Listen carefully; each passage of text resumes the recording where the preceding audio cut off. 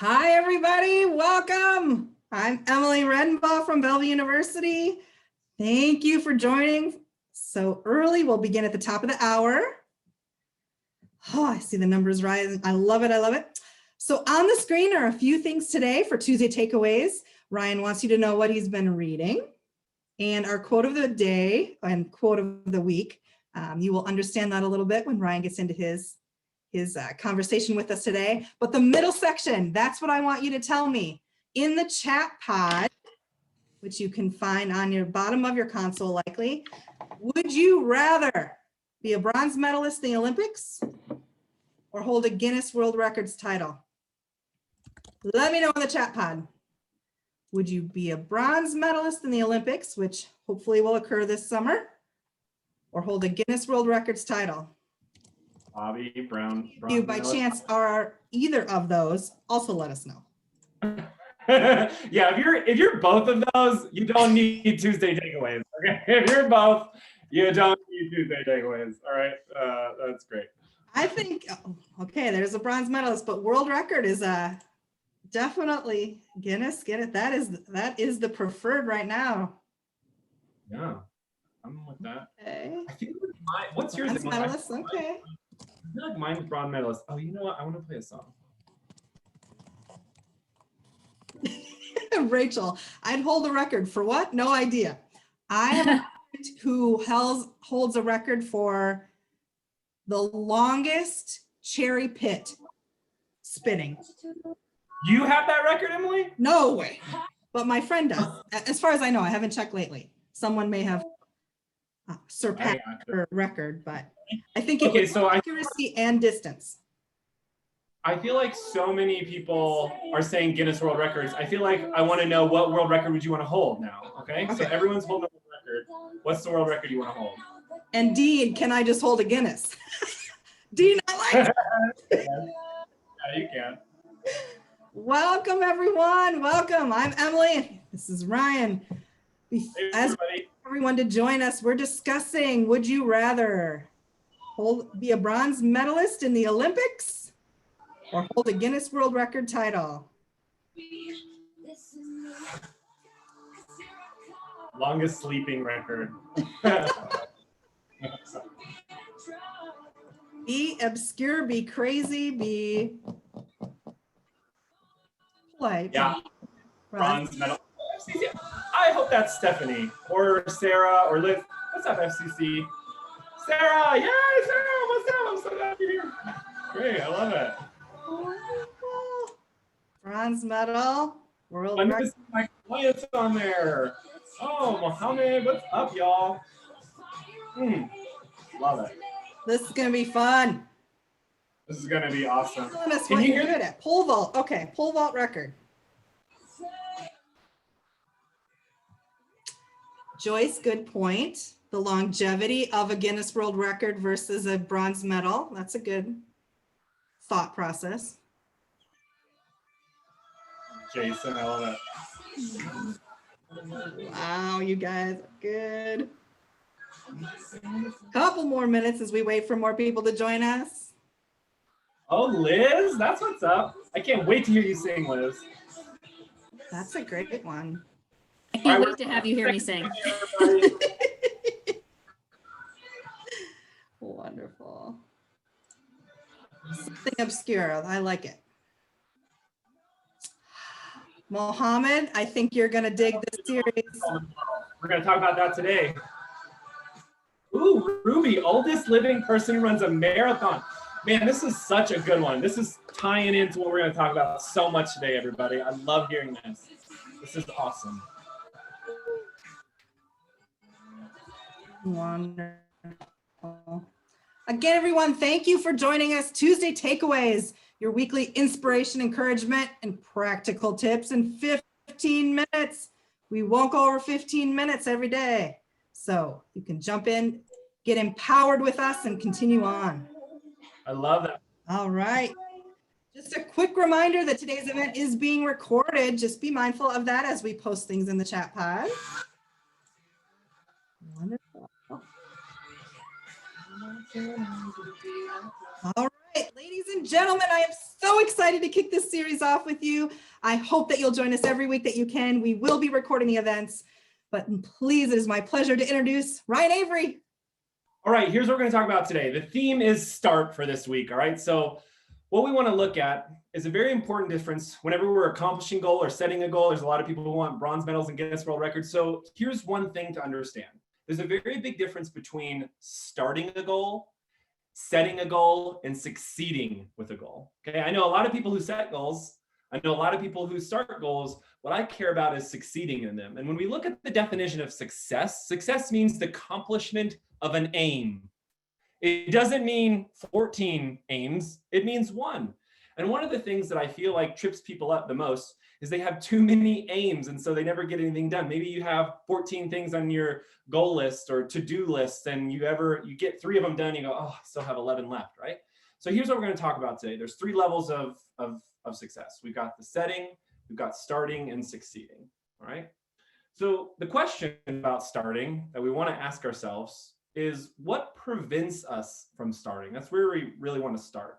And I call this your ER status, Because here's what I have found. Myself personally, with my friends, with people that I talk to, there's this understanding and check in with what your ER status is, okay? And what that means is, I've been told a lot in my life that I'm too young to do something, that I have too high of a voice. I have too high of a pitchy voice to be a speaker, that nobody would want to listen to me because of that. I'm too young, I'm too this, I'm too that. And here's what I've learned about people like that.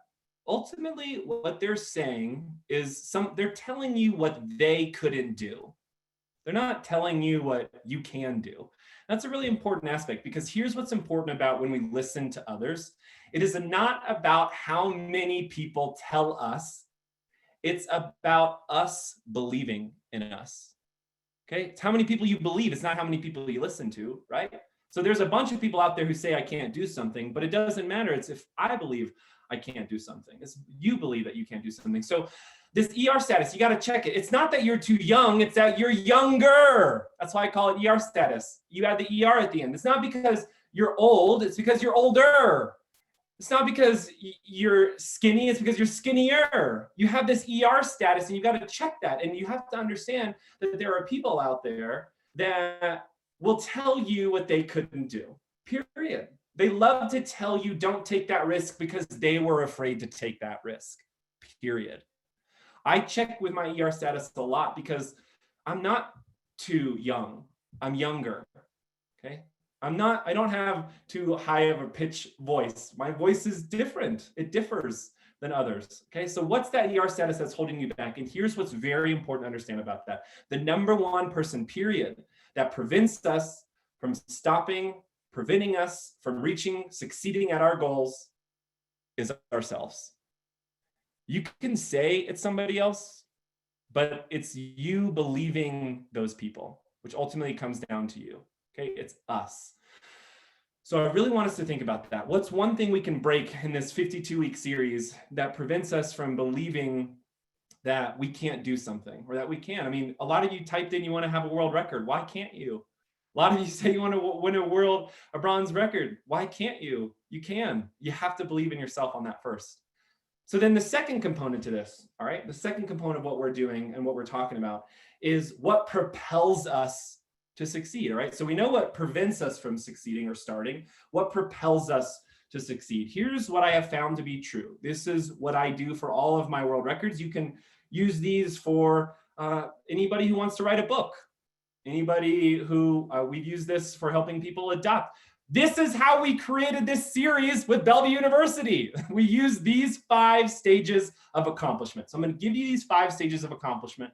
I want to go through all of them, and it's in this order. Okay, so all of us have dreams, all of us have goals, all of us have things we want to accomplish in 2021. Here's what I want us to look through at the 5 stages of accomplishment. The first one, and I call them the 5 Ds of accomplishment. First D, we have to dream. That's where we start. Okay, we have to dream of the ideas. I mean, come up with crazy ideas, and you have to dream it. Okay.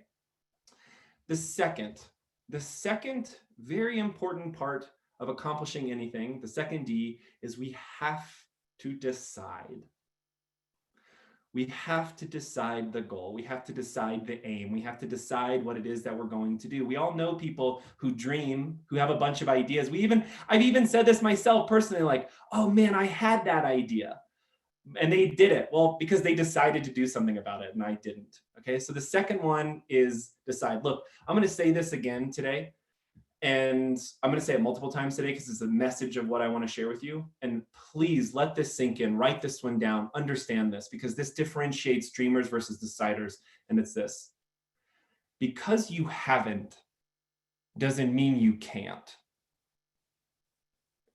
Because you haven't doesn't mean you can. Because you haven't done something doesn't mean you can't do something. What differentiates those of us who do something is because we decide what we're going to do. All right. So we want to dream.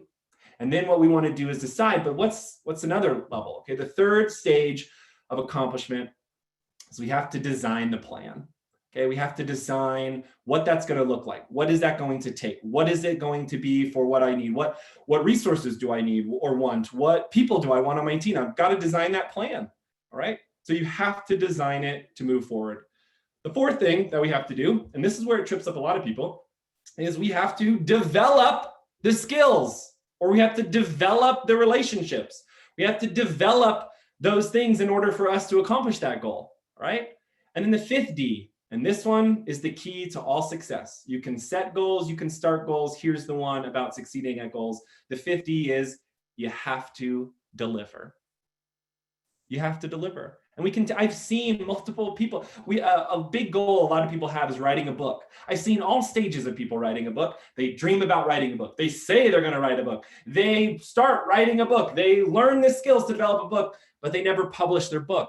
There's a very big difference, by the way, between being an author and being a published author, all right? When we look at this series, this is how the series came to be. The people at Bellevue University, we dreamed about this. We decided we were going to do it. We designed a plan of how we were going to make it happen. We developed all the things that we needed to make happen. And today we are delivering at the start of 52 weeks of inspiration every week together. I'm pumped to be here. So here's one of the things I want to share with you. What are the things I want us to understand and take away? What are these 5 Ds that we want to look at for a goal that we want to accomplish, running through this filter? All right. What is this thing that we want to accomplish this year? Start by dreaming, then decide. And because you haven't doesn't mean you can't. After you decide, design that plan, develop those skills, and deliver on it. That is how we will accelerate our accomplishments. That's how we will make sure that we do more than others, especially those higher achievers. And reminds me of this time about a year and a half ago. I'm driving and I noticed this white bicycle that's painted on the side of the road in my neighborhood. And, there's a bunch of flowers by it. And I don't think anything of it, but it's like, when you want to buy a car and all you see on the road is that car, right? It's very similar to this, where the week goes by and I'm starting to see a lot of like crosses on the road. I'm starting to see a lot of places where bike accidents happened. And so I call one of my friends who's a bike lawyer. She specializes in bike safety and bike law. And I say, hey, what's going on? And she says, well, Denver, where I live, it has the number one, we had the deadliest year of bike incidences ever. And I was like, what's going on? Denver, it seems like such a good place to ride bikes. And so I love to break world records. I love to do things. I love to break world records around big issues that are affecting local communities. And so I look up this world record, and there's a world record where you can bike, and it's a team. It's the longest bike riding of 25 hours on a stationary bike. So I pitched this idea to her and say, hey, you should break this world record and ride for 26 hours and raise awareness and do something about this. And she said, I love the idea, but you have to do it with me. I was like, oh, no. I don't ride bikes. That's something I don't really like to do. I don't like to do that. And she said, well, you can't pitch an idea if you're not willing to do it with me. And I sat on it for a little bit, and I really went back to because I haven't doesn't mean I can't, right? And I had never broken a physical world record before. I had never even biked 10 hours on a bike before. But I decide and I say, all right, I'll do it with you. Let's put together a team. Let's make this happen. Let's break this world record. And over a course of 3 months, we decide we're going to do it. And then we design the plan. We figure out what we need, who we want, what's going to happen, how we're going to do it. And we put together the team. And we put together, I need at least 1 year to train, I tell her, because my chicken legs are not gonna bike for 25 hours. And then get everything together. We start developing the plan and the skills and the muscles to make it happen. And 2 months before we break this world record, someone else breaks the world record. And now the new world record is 27 hours. And I have to confront my team. I have 25 people riding with me to say, hey, sorry, this is what we're going to do. I'm sorry. And they don't say, they don't accept it. They say, okay, we'll do 27 hours in 1 minute. I was like, oh, okay, great. And so we decide to do this. And we go back to decide, and then we design, and then we develop. And I will tell you something, that when you are taking action on this and you are riding, I mean, it's a really hard concept to understand, that when you've been biking for 12 hours, that you need to go another 15 hours. It's a really hard mental concept to go. We go, we do this, we deliver this, and I will tell you, every 25 of us, all 25 of us accomplished this world record. But I'll tell you the coolest thing that happened about this is they didn't want to go 27 in 1 minute. They decided in that moment they wanted to go for 28 hours. And I wasn't going to say no to that because I was pumped up. I've already gone 27, let's go 28. And we broke this world record together. We raised thousands and thousands of dollars for people for bikes to get more bike lanes in our town and more safety for people for bikes. And why I'm sharing with you that is all I did there is I followed these 5 stages of accomplishment. I dreamed, I decided, we designed together, we developed, and we delivered. And we had to go back a few times, but that's the order in which we want to do it. So here's my challenge for you.